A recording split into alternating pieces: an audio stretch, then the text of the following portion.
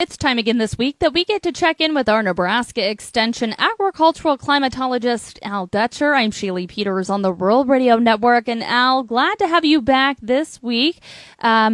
Unfortunately for Tyler last week, he got to talk about frost during May. Hopefully that's not the case for you, though. What can we expect weather-wise headed into this weekend and next week? Well, you want to tell me ones that had some cold temperatures. We had 3 straight mornings of snow, which we get one snow event about every 10 years in May, but not 3 consecutive days. So we joined in the fun up there also. Relatively speaking, it looks like we're going to see the end of the cold weather, and we've got a much more significant warming plan in store for us, but we're going to have to get through the wave that's going to be moving through the first half of this weekend in response to an upper or low in the 500 millibar level over the Dakotas. And then also a troughing pattern that is moving through the mid-layers across the Central Plains. Those are going to hook up, strengthen as they move toward the east-southeast. That's going to result in a widespread precipitation event across the northern plains and for most of Nebraska, particularly the eastern half of the state. See showers and scattered thunderstorms through the region, probably general coverage anywhere from a quarter to a half an inch. Probably a little bit more if we do get some excellent storm activity. Now, as that system moves to the east, it's going to deepen. It's going to push a ridge up into the Central Plains from the southern plains. We're going to see a much more significant warming trend as we go through the remainder of this next 7-day forecast, particularly as we get from the Monday through the Wednesday period. As the trough in the west starts to deepen, that intensifies the ridge and starts bringing a southwest flow in the mid layers of the atmosphere. Much warmer weather coming from the desert southwest and the southern plains moves into our region. We'll see widespread 70s and 80s as we go into Monday and Tuesday, and probably 80s widespread on Wednesday with a few low 90s in the southwest and the south central portions of the state.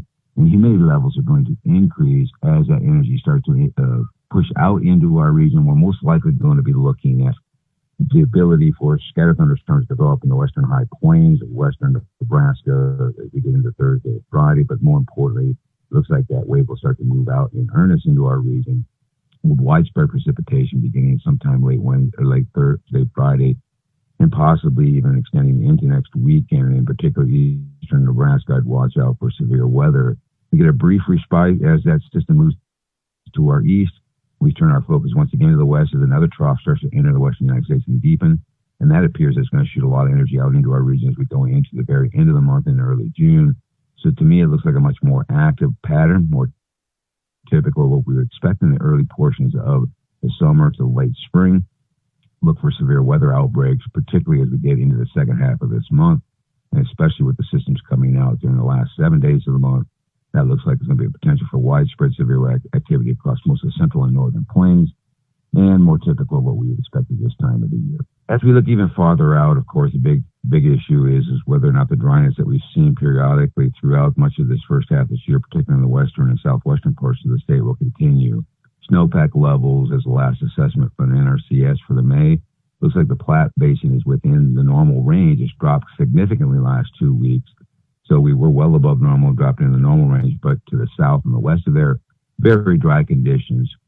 My opinion is that we will see the snowpack dissipate rather rapidly as we go forward with these warmer temperatures, and most likely for producers out in western Nebraska, start watching beginning of July and August for exceptionally dry weather to start building in from the southwest, particularly southern Rockies, and expect to see more heat than usual than we've had the last couple of years. All right. Thanks, Al. Nebraska Extension agricultural climatologist Al Dutcher. For more, you can visit ruralradio.com. You're listening to the Rural Radio Network.